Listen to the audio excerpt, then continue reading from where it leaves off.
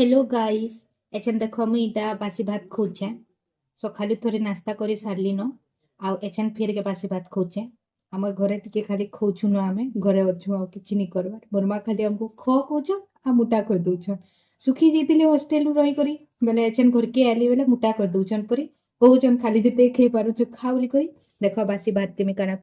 टा झोल करी छे पोरी पुडालाटा दे करी आइटा मोर भात है एचन खेमी एतकिनो खेमी जो भात निखे इटा मोर मां इनो गधो साग बाछु छन गधो साग खेले एक्चुअली रे ना सिना गधो हेले गधो साग खेले कि नी दिमाग तेज हेसी एतले कि मोर मां इटा डेली डेली हमको गधो साग खोजन परी सखाले तो देखि सारला न मैं काना काना खाइ दीजे एचन जाउ छ दुपहर खाना खाइबी देखौ छ काना काना खाइ दीजे भात इटा कोकड़ो आ कुंदुरु भजा